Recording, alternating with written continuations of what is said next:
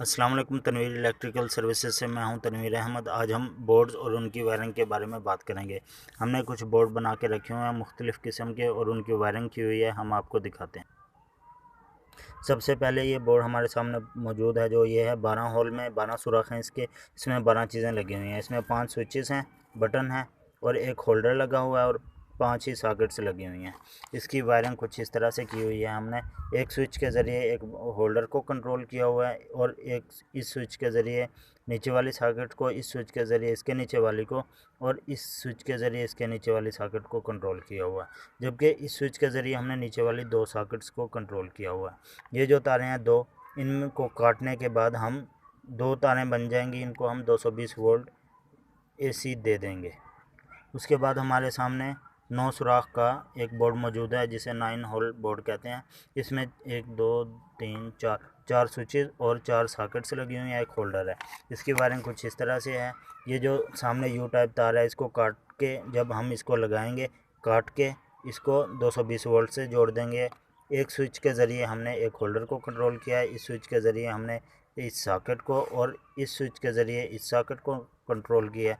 इस स्विच के ज़रिए हमने 2 सॉकेट्स को कंट्रोल किया। इसके बाद हमारे पास 7 सुराख में बोर्ड मौजूद है 7 होल में। इसमें हमने 3 स्विचेस, 3 सॉकेट्स और एक होल्डर लगाया हुआ है।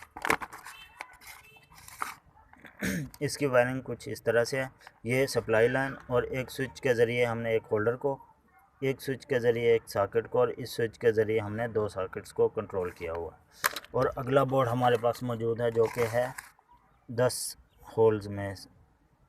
इसमें हमने 5 स्विचेस लगाए हुए हैं और 4 सॉकेट्स लगाए हुए हैं, एक होल्डर है।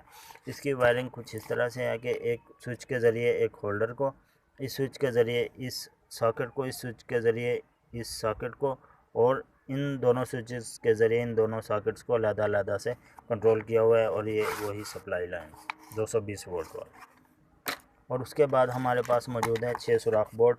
ये बिल्कुल सिंपल है। इसमें हमने 3 बटन, 3 स्विचेस यानी कि और 3 सॉकेट्स को लगाया हुआ है। इसकी वायरिंग कुछ इस तरह से है। इन तीनों स्विचेस को हमने तीनों स्विचेस के ज़रिए हमने सॉकेट्स को अलग-अलग से कंट्रोल किया हुआ है। और ये इसकी वायरिंग है। ये 220 वोल्ट के लिए तारें 2 बाहर निकली हुई हैं।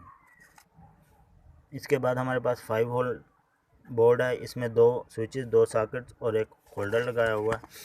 एक स्विच के ज़रिए एक होल्डर को, एक स्विच के ज़रिए 2 सॉकेट्स को कंट्रोल किया हुआ है। ये 2 सप्लाई। ये भी 6 होल बोर्ड है, लेकिन इसमें होल्डर लगाया हुआ है और 3 स्विचेस हैं, 2 सॉकेट्स हैं। इसकी वायरिंग कुछ इस तरह से है। एक स्विच के ज़रिए हर एक स्विच के ज़रिए हर एक सॉकेट को अलग-अलग से कंट्रोल किया हुआ है और एक स्विच के ज़रिए होल्डर को।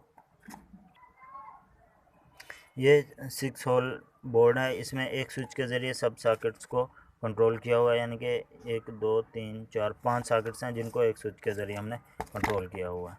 ये कुछ इस तरह से एक स्विच के ज़रिए 5 सॉकेट्स को कंट्रोल किया और ये इसकी सप्लाई वायर, जिसको 220 वोल्ट दे देंगे। ये 4 होल बोर्ड है। इसमें 2 स्विचेस के ज़रिए 2 सॉकेट्स को कंट्रोल किया हुआ है। इसकी वायरिंग कुछ इस तरह से है। ये 2 स्विचेस हैं, इनको अलग-अलग से सॉकेट के ज़रिए सॉकेट्स को इनके ज़रिए कंट्रोल किया हुआ है। और उसके बाद हमारे पास मौजूद है 4 होल। इसमें भी एक स्विच के ज़रिए 3 सॉकेट्स को कंट्रोल किया हुआ है। ये यहाँ पे इसकी वायरिंग।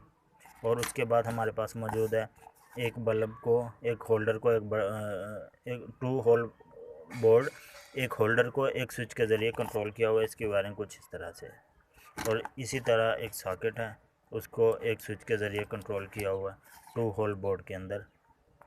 तो आज की वीडियो में हमने आपके लिए यही कुछ किया। शुक्रिया।